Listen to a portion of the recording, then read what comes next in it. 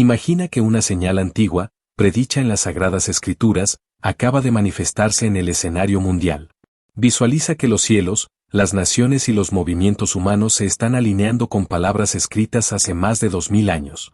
Y si esta señal no fuera solo una advertencia, sino el último indicio antes del gran evento final. La Biblia no permanece en silencio, su voz resuena con autoridad en nuestra generación.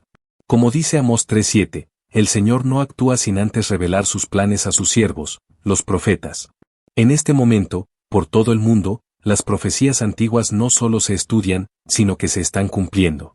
Eventos que antes parecían distantes ahora convergen a una velocidad asombrosa. Desde Israel hasta las naciones, desde los avances tecnológicos hasta la falta de ley, desde la indiferencia espiritual hasta señales en los cielos, las sombras de la profecía se están uniendo.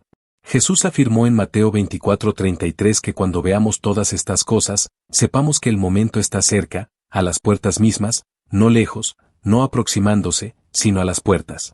Sin embargo, muchos están dormidos. El mundo sigue adelante como en los días de Noé, comiendo, bebiendo, casándose, construyendo, mientras una tormenta se avecina y pocos están preparados. Pero aquí está el misterio. Hay un evento final, un momento sobrenatural y repentino, predicho en el Antiguo y el Nuevo Testamento, que cambiará todo en un instante. Un arrebatamiento, una voz desde los cielos, una evacuación divina.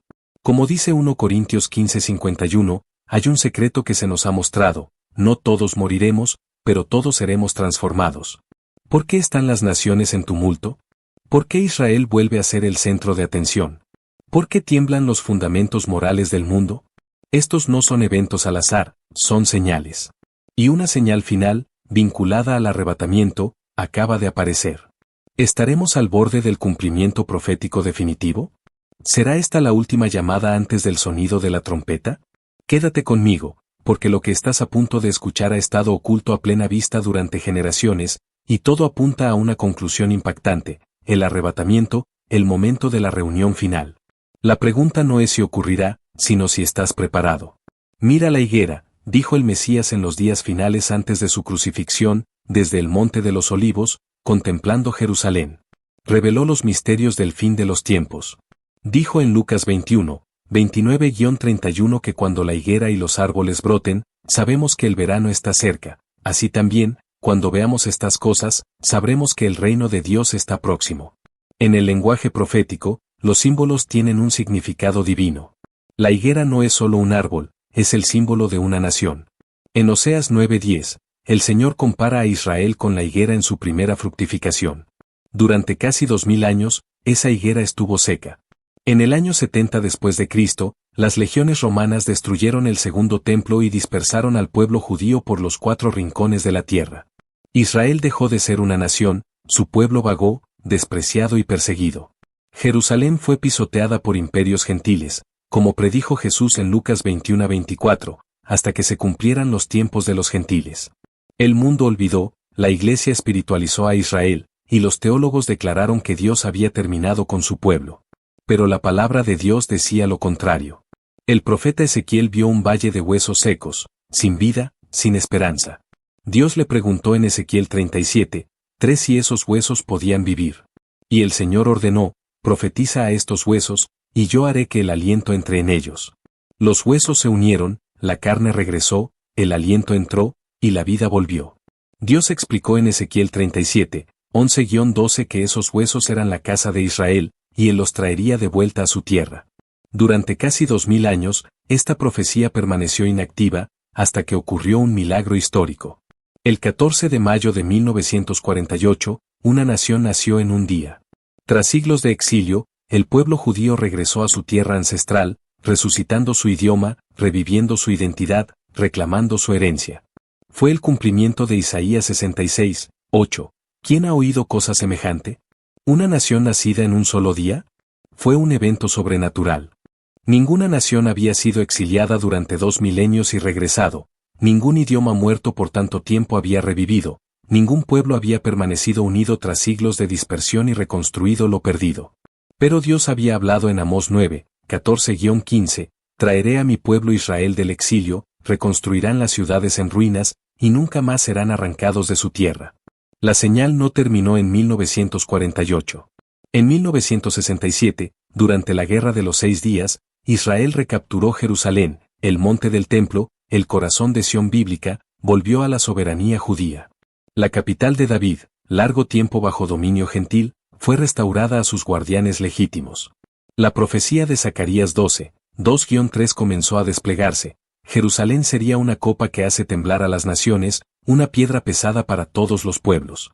Hoy, Jerusalén es el epicentro del conflicto global, todas las naciones hablan de ella, el mundo tiembla por ella, pero permanece como la señal profética de Dios, una ciudad que lleva su nombre, un reloj de su plan. La higuera no solo ha brotado, ha dado fruto. Y Jesús dijo en Lucas 21:31, cuando vean estas cosas, sepan que el reino de Dios está cerca. ¿Cuáles cosas? El renacimiento de Israel, el retorno a Jerusalén, la reunión de los exiliados, la restauración de la tierra, el florecimiento de la higuera.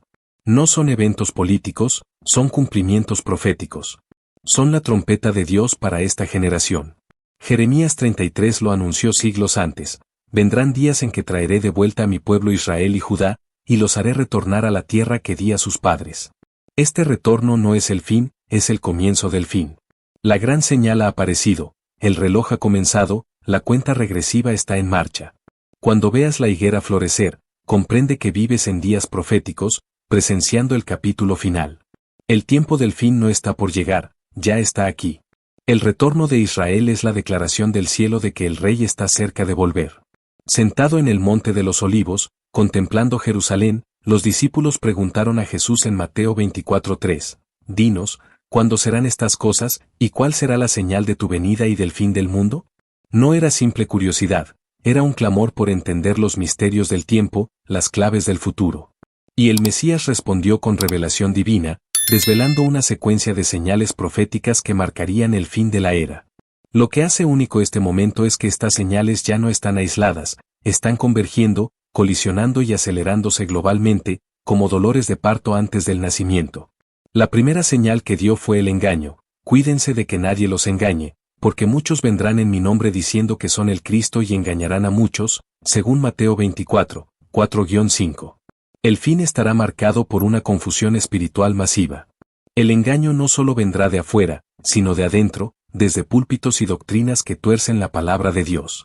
Pablo advierte en 2 Timoteo 4:4 que llegará un tiempo en que no soportarán la sana doctrina, sino que buscarán maestros que satisfagan sus deseos y se apartarán de la verdad. Ese tiempo ha llegado. Luego, Jesús habló de guerras, oirán de guerras y rumores de guerras, nación se levantará contra nación, y reino contra reino, según Mateo 24, 6-7. La palabra griega para nación, etnos, implica grupos étnicos, presagiando divisiones raciales, odios tribales y conflictos étnicos. En los siglos XX y XXI, el mundo ha visto más derramamiento de sangre que en cualquier otra época.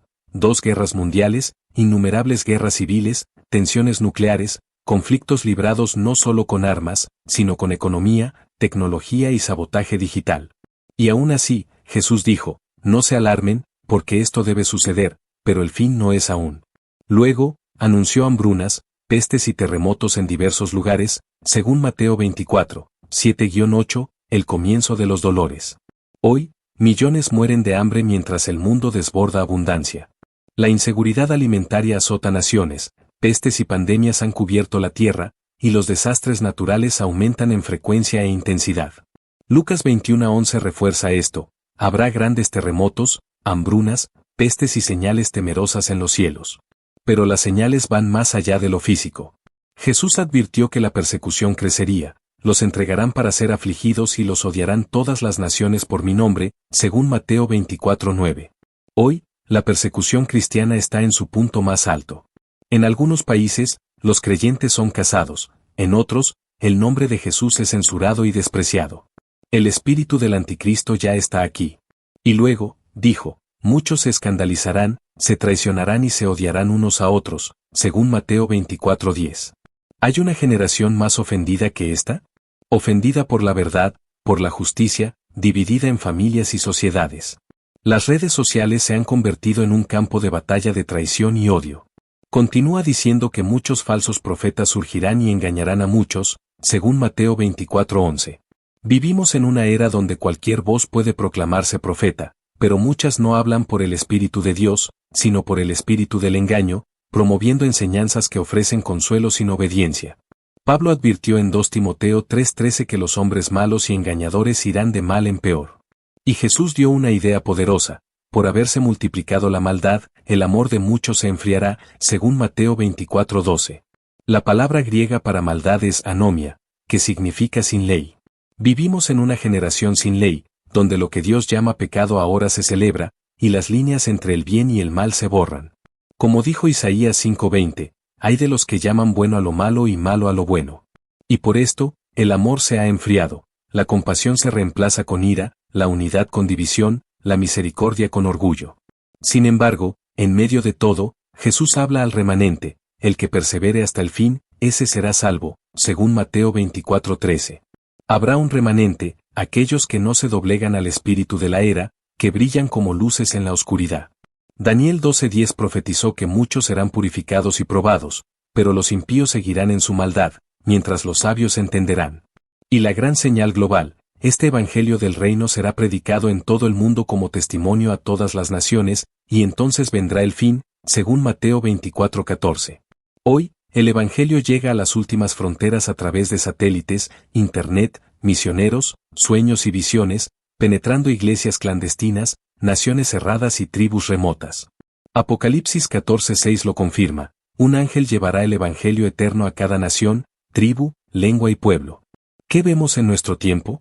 Guerras, engaño, falta de ley, persecución, odio, desastres naturales, apostasía y el evangelio, todo surgiendo simultáneamente, no en eventos aislados, sino en una convergencia global. Las señales no solo se cumplen, se superponen, se intensifican y se aceleran, como dolores de parto antes del nacimiento. Jesús dijo en Lucas 21:25-28 que habrá señales en el sol, la luna y las estrellas, y en la tierra angustia de naciones, con los corazones de los hombres desfalleciendo de temor. Y entonces verán al Hijo del Hombre viniendo en una nube con poder y gran gloria. Cuando estas cosas comiencen a suceder, levanten la cabeza, porque su redención está cerca. Las palabras del Maestro resuenan como trueno a través de los siglos: como fue en los días de Noé y de Lot, así será en los días del Hijo del Hombre. Jesús reveló un misterio profundo sobre los últimos tiempos, un código profético escondido en los días de Noé y Lot, que desvela la naturaleza de la generación final. Esta generación, que verá el retorno del Hijo del Hombre, no estará marcada por eventos al azar, sino por un regreso total al clima espiritual y moral de dos civilizaciones antiguas, una destruida por agua, la otra por fuego. Dos momentos de juicio divino, dos culturas consumidas por sí mismas, dos generaciones que presenciaron el fin de la paciencia de Dios.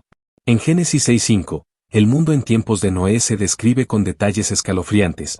Dios vio que la maldad del hombre era grande en la tierra, y que todo designio de su corazón era continuamente malo.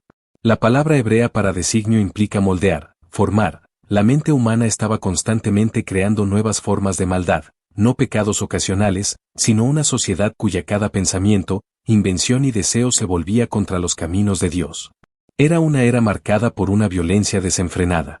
Génesis 6:11 dice que la tierra estaba corrompida y llena de violencia. La palabra hebrea para violencia, amas, no solo se refiere a la agresión física, sino a la decadencia moral, el caos y el derramamiento de sangre. Era un mundo desmoronándose, una civilización al borde del abismo, pero ciega al juicio que se acercaba. Noé predicó, construyó el arca como un testimonio vivo de la inundación venidera durante 120 años, advirtió, pero la gente continuó, se burló, rió y vivió como si los días de misericordia nunca terminaran. Comían, bebían, se casaban, hasta que Noé entró en el arca, y la inundación los destruyó a todos, según Lucas 17:27. Las palabras de Jesús son precisas: no fueron destruidos en medio de su rebelión, sino en la rutina de sus vidas. El juicio llegó no cuando lo esperaban, sino en su falsa paz. Los paralelos con nuestro tiempo son innegables. La cultura de Noé ha regresado, la tecnología avanza, pero la moral decae, el temor a Dios ha desaparecido, la verdad es llamada odio, el mal es considerado bueno, y la justicia es ridiculizada como intolerancia. Como en los días de Noé, la violencia llena la tierra, guerras, crímenes, derramamiento de sangre inocente, incluidos millones de no nacidos. Génesis 6:12 dice que Dios miró la tierra y estaba corrompida, porque toda carne había pervertido su camino. La corrupción de la carne y la distorsión de la creación de Dios son una señal profética. Luego vienen los días de Lot. En Génesis 19, Sodoma y Gomorra emergen como el retrato definitivo de una cultura en desafío. No se trataba solo de un tipo de pecado, sino de la plenitud de la maldad. Ezequiel 16, 49-50 revela las raíces: orgullo, abundancia de pan, ocio excesivo, desprecio por los pobres y necesitados, arrogancia y abominaciones ante Dios. La palabra hebrea para abominación se refiere a pecados detestables, antinaturales, que invierten el orden de la creación. Los habitantes de Sodoma no solo practicaban estas cosas, las celebraban, las institucionalizaban y perseguían a quienes se oponían. Cuando los ángeles visitaron a Lot, los hombres de Sodoma se reunieron no para darles la bienvenida, sino para atacarlos. Cuando Lot resistió, gritaron que no tenía derecho a juzgarlos, según Génesis 19:9. Es la voz de una generación que exige la afirmación del pecado y rechaza la justicia. La sola presencia de Lot, un hombre justo, provocaba odio. 2 Pedro 2, 7-8 dice que Lot, viviendo entre ellos, veía y oía su conducta inmunda, y su alma justa se angustiaba día tras día. ¿No es este nuestro tiempo? Un tiempo en que el pecado no solo se practica, sino que se defiende, la verdad es llamada juicio, y la justicia es odiada. Quienes defienden la moral bíblica son etiquetados como intolerantes, peligrosos y opresivos. Los días de Lot han regresado. Las abominaciones de Sodoma se celebran en las calles, se enseñan en las escuelas, se protegen por la ley y se difunden globalmente a través de torres digitales de Babel. Sin embargo, el fuego no cayó mientras Sodoma estaba en caos, cayó cuando amaneció, cuando todo parecía tranquilo y ordinario. Lucas 17, 28-29 dice que comían, bebían, compraban, vendían, plantaban, construían, pero el mismo día que Lot salió de Sodoma, llovió fuego y azufre del cielo y los destruyó a todos. La vida continuó hasta el momento exacto en que llegó el juicio. La clave es esta: en los días de Noé y Lot, había un remanente justo. En ambas historias, Dios retiró a su pueblo antes del juicio. En ambos casos, dio advertencias, mostró misericordia, pero la puerta finalmente se cerró. Jesús advierte en Mateo 24:39 que no supieron hasta que vino el diluvio y los llevó a todos. Así será la venida del Hijo del Hombre. El peligro de la última generación no es solo el aumento del mal, sino la ceguera ante él, una generación tan consumida por el placer y la normalidad que no ve las nubes de tormenta formándose. Pablo describe esta generación en 2 Timoteo 3, 1-5. En los últimos días vendrán tiempos peligrosos, porque los hombres serán amantes de sí mismos, sin afecto natural, amantes de los placeres más que de Dios, teniendo apariencia de piedad, pero negando su poder. Esto no es una posibilidad futura, es una realidad presente. El espíritu del mundo de Noé está aquí, la rebeldía de Sodoma está aquí. La pregunta no es si vendrá el juicio, sino cuándo. El reloj está corriendo, el arca se prepara, los ángeles ya están en la puerta. Como en el pasado, solo quienes escuchan la advertencia, se arrepienten y se separan de la corrupción serán librados. El Señor sabe rescatar a los piadosos de las pruebas y reservar a los injustos para el día del juicio, según 2 Pedro 2:9. Y como dijo Jesús en Lucas 21:36, velen y oren siempre para que sean considerados dignos de escapar de todas estas cosas y estar ante el Hijo del Hombre. Comparte tus pensamientos sobre este mensaje en los comentarios, suscríbete para mantenerte conectado con estas verdades, y que el Espíritu de Dios te guíe mientras reflexionas en estas palabras. El apóstol Pablo, guiado por el Espíritu Santo, entrega una advertencia solemne a los creyentes de Tesalónica, no dirigida al mundo pagano, sino a la iglesia que profesa la fe. Nadie los engañe, dice en 2 Tesalonicenses 2:3, porque ese día no llegará sin que antes ocurra una gran apostasía y se revele el hombre de pecado, el hijo de perdición. Aquí está la secuencia profética divina: antes de que el anticristo se manifieste, antes de que la maldad alcance su plenitud, antes del regreso del Señor, debe venir una gran caída, una apostasía, una revuelta espiritual, un abandono de la fe por parte de quienes alguna vez la profesaron. No se trata de simples diferencias teológicas o preferencias litúrgicas, es una rebelión espiritual desde dentro de la iglesia visible, una iglesia que se vuelve contra sus propios cimientos, infiltrada y comprometida desde su interior. Es la lámpara que se apaga mientras la forma externa permanece intacta. Jesús mismo describió el estado de los últimos días: muchos se escandalizarán, se traicionarán y se odiarán unos a otros, y muchos falsos profetas surgirán y engañarán a muchos, según Mateo 24, 10-11. Porque la maldad se multiplicará, el amor de muchos se enfriará. Escándalo, traición, engaño, frialdad. Estas no son marcas del mundo, sino de una iglesia engañada y a la deriva, una iglesia que alguna vez ardió con el fuego del Espíritu Santo, pero que ahora se vuelve tibia, enredada con el mundo y alérgica a la verdad. Pablo continúa este tema en 1 Timoteo 4, 1-2, diciendo que el Espíritu declara expresamente que en los últimos tiempos algunos abandonarán la fe, siguiendo espíritus seductores y doctrinas de demonios. Estos no son espíritus que llegan con cuernos y oscuridad, sino espíritus seductores disfrazados de sabiduría, tolerancia, progreso e iluminación. Estas doctrinas no se predican en templos paganos, sino desde púlpitos, incrustadas en libros exitosos y disfrazadas en mensajes motivacionales. Hablan mentiras con hipocresía, y las conciencias de muchos han sido cauterizadas. La apostasía es progresiva, comienza con compromisos, avanza hacia la tolerancia del pecado y termina en una rebelión abierta contra la verdad. Isaías profetizó sobre tal generación, diciendo en Isaías 30, 9-10 que es un pueblo rebelde, hijos mentirosos que no quieren escuchar la ley del Señor, que dicen a los videntes, no vean, y a los profetas, no nos profeticen cosas rectas, háblenos cosas suaves, profeticen engaños. ¿No es este el clamor de muchos hoy? No prediquen arrepentimiento, no hablen de juicio, no confronten el pecado, solo díganos lo que queremos escuchar.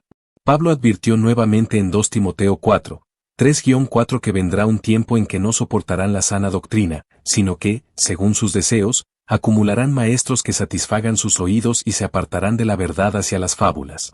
La apostasía no es solo un desliz pasivo, es un giro deliberado, un rechazo voluntario de la verdad.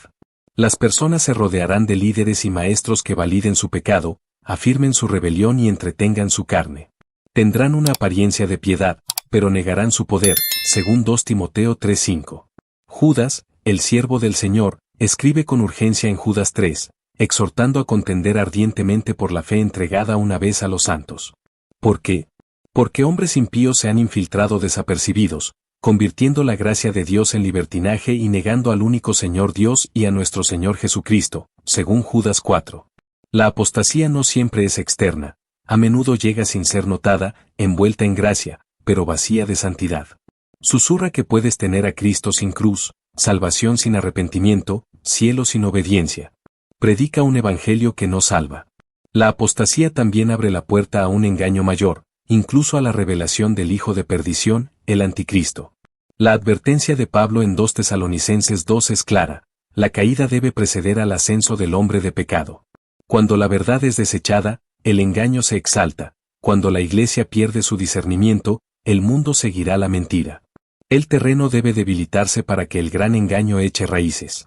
Cuando la verdad de la palabra de Dios es removida del púlpito, cuando el Espíritu Santo es entristecido, cuando el pecado se normaliza y la santidad se burla, entonces se prepara el escenario para que la maldad prospere.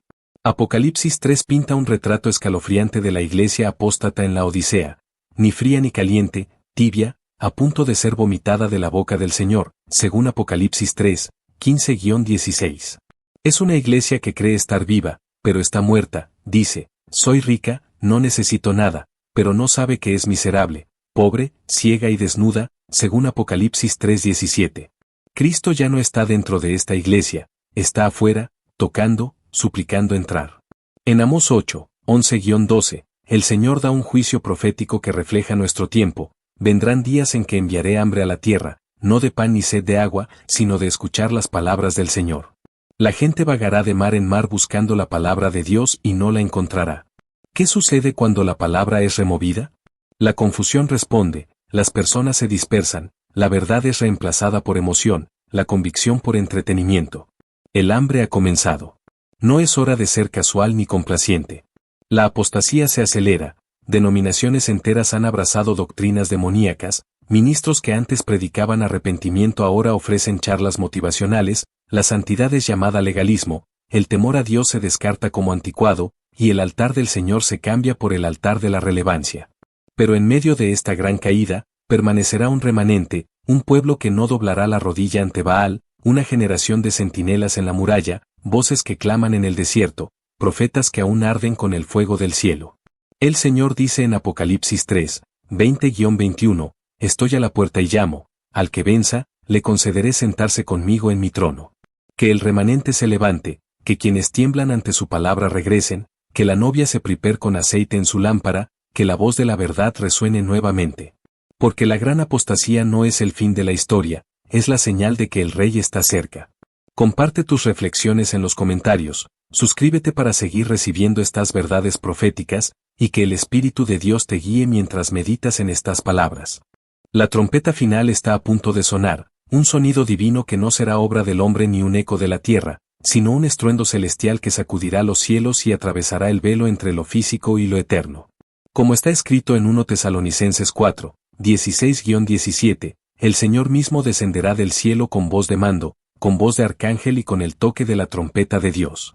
Primero resucitarán los muertos en Cristo, luego nosotros, los que estemos vivos y permanezcamos, seremos arrebatados juntamente con ellos en las nubes para encontrarnos con el Señor en el aire, y así estaremos siempre con Él.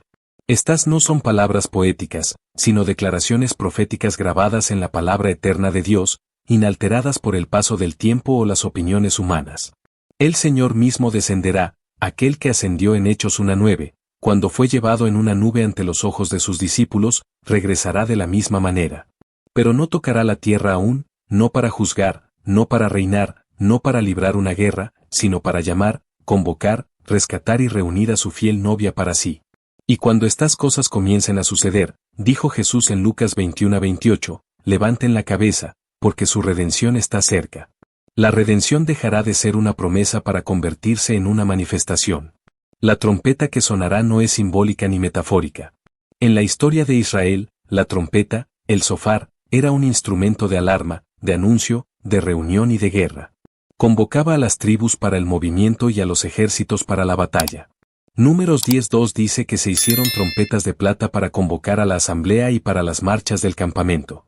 En el momento final, esta trompeta divina llamará a una reunión global de los justos, de oriente a occidente, de tierra y mar, de tumbas y cielos. Es la señal, no de juicio, sino de cosecha.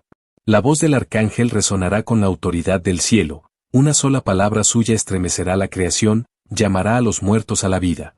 Jesús dijo en Juan 5, 28-29 que no nos maravillemos, porque llegará la hora en que todos los que están en las tumbas oirán su voz y saldrán.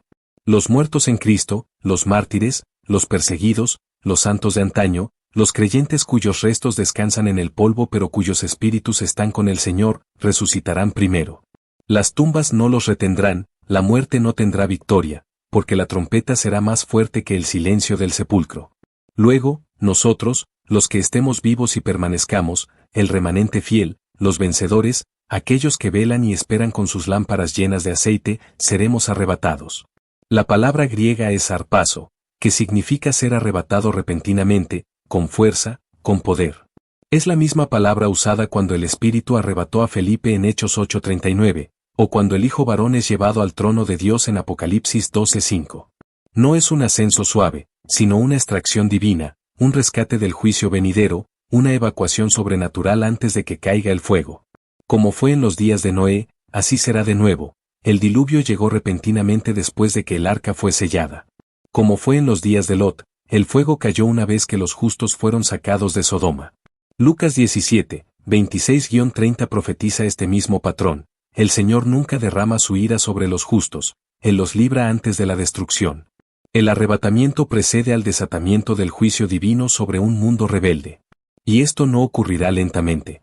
Pablo dice en 1 Corintios 15, 51-52 que no todos dormiremos, pero todos seremos transformados en un momento, en un abrir y cerrar de ojos, en la última trompeta. Un abrir y cerrar de ojos es más rápido que un parpadeo, más rápido que el tiempo mismo. Sucederá de repente, instantáneamente, sin tiempo para prepararse, sin tiempo para arrepentirse, sin tiempo para reconsiderar. Solo aquellos que velan, que están listos, que están en Cristo, ascenderán. Seremos arrebatados juntamente con ellos en las nubes, en una reunión eterna no solo con el Señor, sino con aquellos que se han ido antes, esposos y esposas, padres e hijos, santos y apóstoles, todos reunidos. La nube de testigos se encontrará con el Señor en las nubes de gloria. Esto no es un mito, es el misterio divino que ahora se desvela. Y así estaremos siempre con el Señor. La eternidad no comienza con la tumba, sino con la trompeta. La Biblia ofrece una imagen del arrebatamiento en Apocalipsis 4:1, cuando Juan escribe que miró y vio una puerta abierta en el cielo, y una voz le dijo, sube aquí. La voz del cielo, la puerta abierta, la traslación repentina al reino celestial. El patrón se repite, y aquellos que pertenecen al Señor oirán esa voz. Pero para los tibios, los indiferentes, la iglesia carnal, esta trompeta será un terror. Para los que no velan, los que se burlan, los que jugaron a la iglesia mientras rechazaban la cruz, será demasiado tarde. Jesús advirtió en Mateo 24, 40-42 que dos estarán en el campo, uno será tomado y el otro dejado. Velen, porque no saben en qué hora vendrá su Señor. Esto no es ficción, es profecía. La línea divisoria no se traza entre el mundo y la iglesia, sino dentro de la iglesia misma. La iglesia de la Odisea en Apocalipsis 3 creía que era rica y no necesitaba nada, pero Cristo dijo que era miserable, pobre, ciega y desnuda, y él estaba afuera, tocando a la puerta. Esa iglesia no estaba lista. Esa puerta pronto se cerrará, y cuando lo haga, nadie la abrirá. Comparte tus pensamientos sobre esta verdad en los comentarios, suscríbete para seguir recibiendo estas revelaciones proféticas, y que el Espíritu de Dios ilumine tu corazón mientras reflexionas en estas palabras.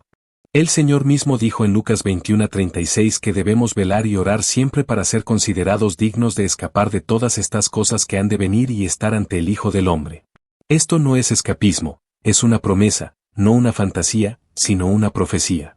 La trompeta final sonará, el Rey descenderá, los cielos se abrirán, los fieles ascenderán, y la era de la gracia quedará sellada.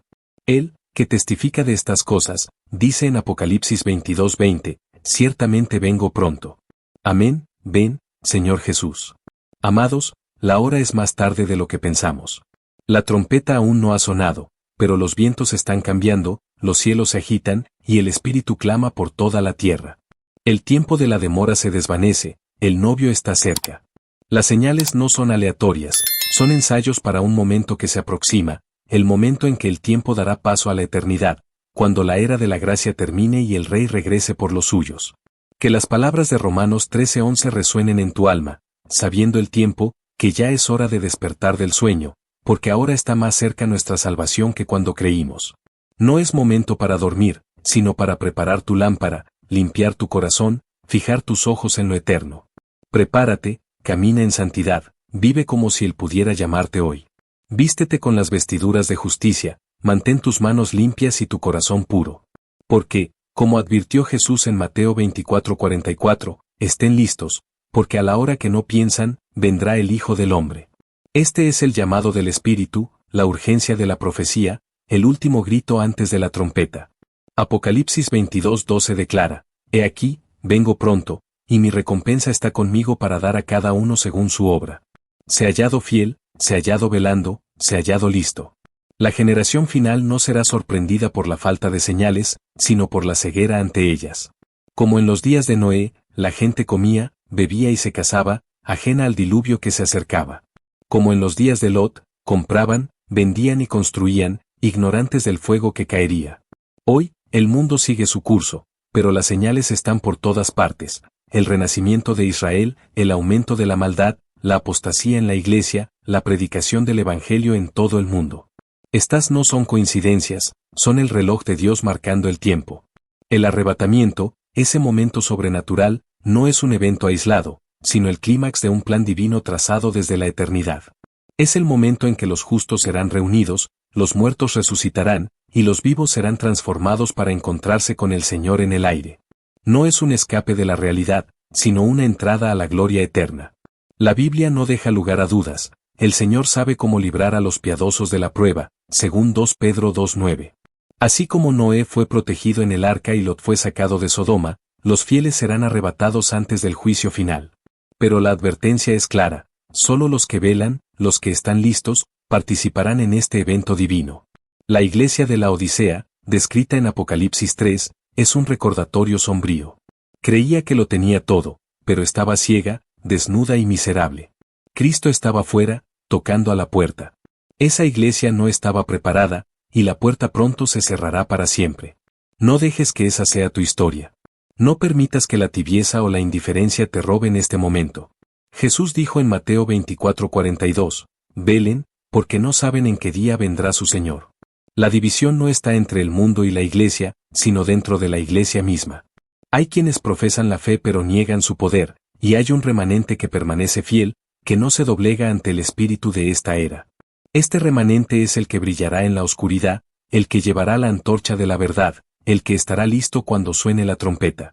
La profecía no es un cuento para asustar, es una promesa para preparar. Cada señal que vemos, desde los conflictos globales hasta la decadencia moral, desde la restauración de Israel hasta la difusión del Evangelio, es un recordatorio de que el tiempo es corto. No es momento para la complacencia, para enredarse con el mundo, para vivir como si la eternidad pudiera esperar. Es hora de alinear tu vida con la voluntad de Dios, de apartarte del pecado, de llenar tu lámpara con el aceite del Espíritu. Porque cuando suene la trompeta, no habrá segunda oportunidad para prepararse. El apóstol Pablo lo expresó con claridad en 1 Corintios 15:52. En un momento, en un abrir y cerrar de ojos, seremos transformados. Ese momento no será anunciado con carteles ni advertencias públicas, será repentino, como un ladrón en la noche. Solo los que están atentos, los que han guardado la fe, los que han perseverado, estarán listos. Y cuando ese momento llegue, la reunión en las nubes será más gloriosa de lo que las palabras pueden describir. No solo encontrarás al Señor, sino que te reunirás con los santos de todas las generaciones, con aquellos que han corrido la carrera antes que tú. Será el comienzo de la eternidad, no en la tumba, sino en la presencia del Rey. Comparte tus reflexiones sobre este mensaje en los comentarios, únete a esta comunidad de fe suscribiéndote, y que el Espíritu de Dios te guíe mientras preparas tu corazón para este momento profético. El llamado de la trompeta no es solo un evento futuro, es una invitación urgente a vivir con propósito, con los ojos puestos en la eternidad. La profecía no está diseñada para generar miedo, sino para encender la esperanza y despertar la acción. Cada señal que presenciamos, desde el renacimiento de Israel hasta la aceleración de los eventos globales, es un recordatorio de que el reloj de Dios está en marcha. No estamos esperando un futuro distante, estamos en el umbral del cumplimiento divino. La Biblia nos asegura que el Señor no tarda en cumplir su promesa, como algunos lo consideran, sino que es paciente, no queriendo que nadie perezca, sino que todos vengan al arrepentimiento, según 2 Pedro 3:9. Pero esa paciencia tiene un límite, y las señales indican que el tiempo se acorta. La pregunta no es si el arrebatamiento ocurrirá, sino si estarás listo cuando suene la trompeta. Jesús enfatizó esta urgencia en Mateo 24:44, diciendo que debemos estar preparados, porque el Hijo del Hombre vendrá a una hora que no esperamos. No es un momento para la indiferencia ni para enredarse en los placeres del mundo. Es un tiempo para examinar tu corazón, para alinear tu vida con la voluntad de Dios, para caminar en santidad y verdad. La iglesia de la Odisea, descrita en Apocalipsis 3, es una advertencia poderosa. Creía que lo tenía todo, riqueza, comodidad, seguridad. Pero Cristo la llamó miserable, pobre, ciega y desnuda. Él estaba fuera, tocando a la puerta, suplicando entrar. Esa iglesia representa a muchos hoy, profesan la fe, pero viven sin el poder transformador del Espíritu. No permitas que esa sea tu historia. No dejes que la complacencia te robe la promesa de la redención. La puerta aún está abierta, pero no lo estará para siempre. Cuando la trompeta suene, los que estén listos serán llevados, mientras que los tibios quedarán atrás. La profecía de Apocalipsis 4:1 nos da un destello de este momento, una puerta abierta en el cielo, una voz que dice, sube aquí. Es una invitación divina, un llamado a la gloria, reservado para aquellos que han guardado la fe, que han perseverado, que han mantenido sus lámparas llenas de aceite. Este no es un escape de la realidad, sino una entrada triunfal a la presencia del Rey. El arrebatamiento no es solo un evento, es el cumplimiento de la promesa de Dios de reunir a su pueblo antes del juicio final. Como en los días de Noé, cuando el arca fue sellada antes del diluvio, y como en los días de Lot, cuando los justos fueron sacados antes del fuego, Dios siempre libra a los suyos antes de desatar su ira. 1 Tesalonicenses 5:9 lo confirma, no nos ha destinado para la ira, sino para alcanzar salvación por medio de nuestro Señor Jesucristo. Pero la preparación no es automática, requiere una decisión diaria de vivir para Él, de apartarse del pecado, de buscar su rostro. La Biblia nos exhorta en Hebreos 12:1 a despojarnos de todo peso y del pecado que nos asedia, y a correr con paciencia la carrera que tenemos por delante, fijando los ojos en Jesús, el autor y consumador de la fe. Este es el momento de despojarte de lo que te ata al mundo, de renovar tu compromiso con el Señor, de vivir como si cada día fuera el último antes de su venida. El mundo puede burlarse, puede ignorar las señales, puede seguir en su rutina de comer, beber y construir, pero las Escrituras son claras. El día del Señor vendrá como ladrón en la noche, según 1 Tesalonicenses 5:2. Para los que no están preparados, será un día de sorpresa y pérdida. Para los que velan, será un día de gozo y redención. La trompeta no solo marcará el fin de la era de la gracia, inaugurará el comienzo de la eternidad con el Señor. Imagina ese momento, los cielos abiertos, la voz del arcángel resonando, los muertos en Cristo resucitando, los vivos transformados en un instante, reunidos en las nubes con los santos de todas las generaciones. No es un cuento de hadas, es la esperanza viva de los creyentes, anclada en la palabra inquebrantable de Dios. Y mientras esperamos ese día, no estamos llamados a la pasividad, sino a la acción. Jesús nos ordenó en Marcos 16:15 ir por todo el mundo y predicar el Evangelio a toda criatura.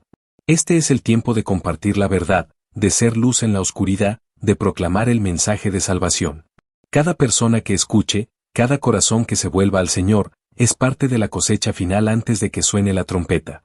A todos los que han seguido este mensaje, gracias desde lo más profundo de mi corazón. Que el Espíritu de verdad los guíe, que la palabra de Dios habite en ustedes abundantemente, y que sus ojos permanezcan fijos en el cielo. El Señor no ha terminado con ustedes, los ha designado para un tiempo como este. Manténganse firmes, arraigados en la fe, expectantes. Que caminen con valentía, vestidos de luz, cubiertos por la gracia y ungidos con el aceite del Espíritu. Que la bendición de número 6, 24-26 sea su porción, que el Señor los bendiga y los guarde, haga resplandecer su rostro sobre ustedes y les dé paz. No están solos, son parte del remanente. Sigan avanzando, proclamando la verdad, y que cuando suene la trompeta, los encuentre listos, regocijándose y ascendiendo. Comparte tus reflexiones sobre esta poderosa verdad en los comentarios, únete a esta comunidad de fe suscribiéndote, y que el Espíritu de Dios ilumine tu camino mientras te preparas para el regreso del Rey. Maranata, ven, Señor Jesús.